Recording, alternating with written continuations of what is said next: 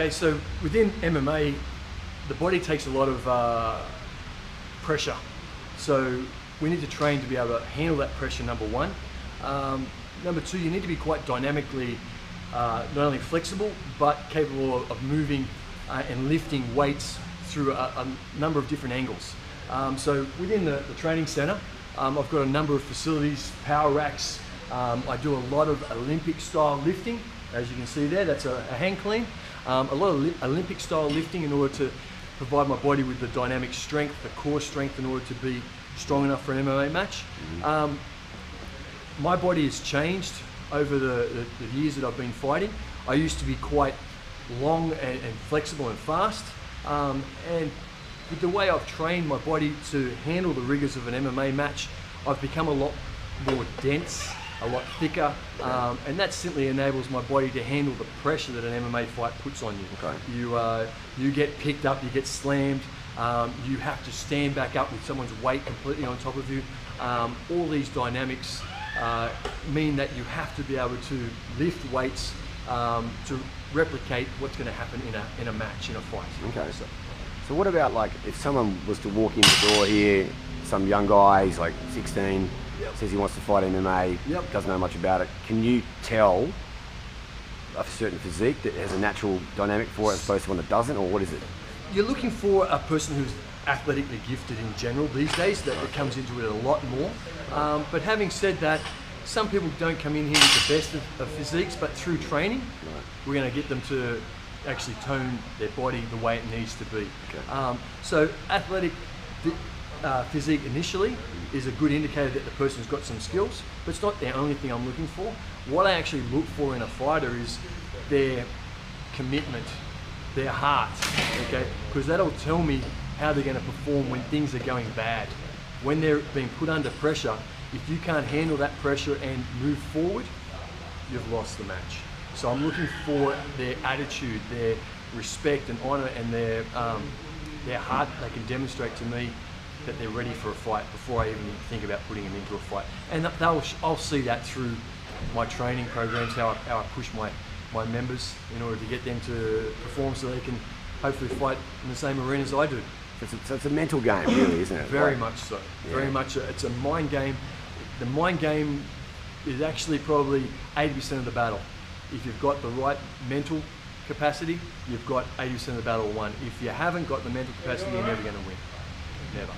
So when did you start? Tell us when you started and just sort of how long you've been doing it for, and feel you've changed mentally or whatever. I come into the sport with at quite a young age within martial arts. I grew up watching Bruce Lee, you know, and seeing his dynamics and thinking I'd love to be able to do that. So I started in judo at 9, progressed to Chinese Kung Fu from 12, and I studied Chinese Kung Fu for about 17 years under a very well-renowned master here in Australia. So Sifu Chan Chuk Fei was an inspiration to me, someone I looked up to. In about 2002, 2003, I started dabbling in MMA. I'd already done kickboxing bouts, I'd done boxing bouts, I'd done Muay Thai bouts, and I was finding that they didn't present me with enough challenges. My skill set was limited. So I looked towards the MMA. It was only a fairly new sport within Australia at the time. And I won a few amateur mounts, managed to fight overseas at a world titles event, and took a bronze home over in Denmark in 2003. I had my first professional bout in 2005, and I've been fighting professionally since then. Process of training is that back then I was purely a striker. Now I've developed a wrestling game and a grappling game, which you could almost say are probably better than my striking game. I have spent a lot of time training them in the last few years, and I certainly love to dominate with a good top position, but I also fall back on my roots sometimes and like to just let the hands and feet fly. It's always quite spectacular. Why not? And also Robert tells me that you recently had a new baby and you've got a family now you're fighting for. Tell us about that. So I was very fortunate to have a little boy on 10th of October. Caden, he's an inspiration to me. So now I'm not only fighting for myself and the legacy that I hold, but my legacy is something that he can follow, hopefully in the future. I'm not going to force him to be a fighter, but it's something hopefully he can look up to his father and see that his dad took steps to be the best he could be, and that hopefully inspires him to go on and be the best person he can be when he's old enough. Awesome. All right, cool. Wraps it up. Nice one, bro. Pleasure. Awesome. Much appreciated. Good luck with the fight. Yeah. We might interview you a couple more times Yeah, between no now and then, problem. and just sort of see how your preparation's going and stuff like that. Yeah, I'm fine. I'm sure as you get closer to a fight, you become more and more mentally. Yeah, I do zone in. You become more aggressive and everything. Like, just I don't think so, but my wife notices it definitely. So there's my belts over there, by the way. Let's have a look. So, Oh, here we go. Cool. Tell us about each one of these. yeah. Which one came first? So a year and a half ago, I had the fortune of fighting on the WKF match here in Sydney. This was for the world MMA welterweight title, and I really enjoyed it. Come away with a great win, and looking forward to defending it very shortly. I won this belt in Canberra for Storm Damage, which is a large promotion here in Australia. It's a good promotion. I had a great match against a very solid opponent, took the win away, and it was a good culmination for the year to put the two belts together in 1 year. I was very happy. So a lot of hard work went into earning them. So this is the one you'll be defending.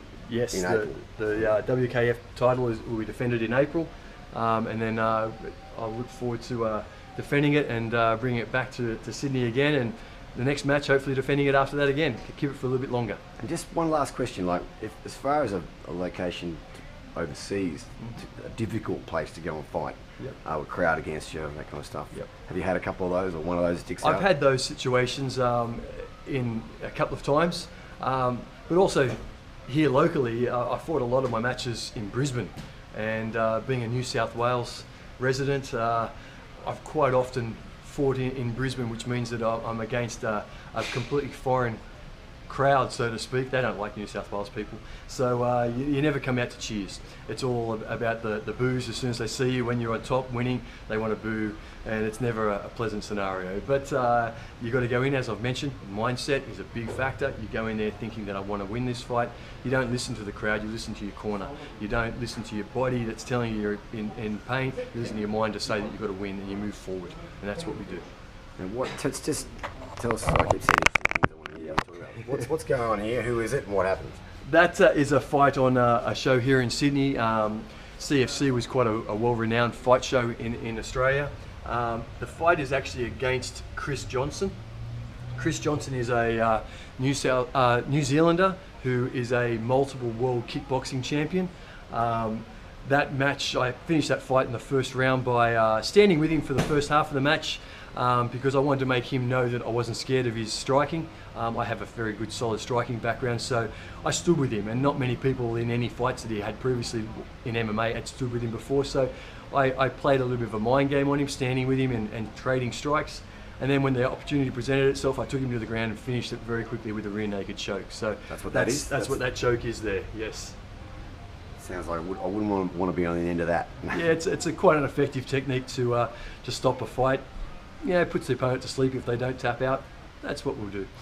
Sorry, one last question, because I'm thinking of things. Obviously, like, society's, a lot of brawls happening in pubs and bars, and a lot of young people aspiring to be someone like you. Yep. What's your advice to someone young who wants to become a fighter, but in terms of, like, keeping it in the ring? Yep.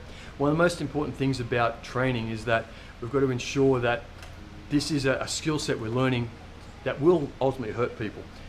If you're using it inappropriately, you shouldn't be training. What we want to see and what I look for in people is people that are respectful and they have honour. They turn up to the training centre, they train their butt off here as hard as possible. If you train hard enough in your gym, you shouldn't have to pick a fight out in the street, because the people in the gym are going to push you and bring the best out in you in a far better sense than risking a silly situation in the street. So I'm always looking to encourage people that this is where you train hard, this is where you box hard, this is where you wrestle hard, not getting yourself into matches. If I hear students getting into fights in the street, they no longer become a student. They'll get a warning, and then after that,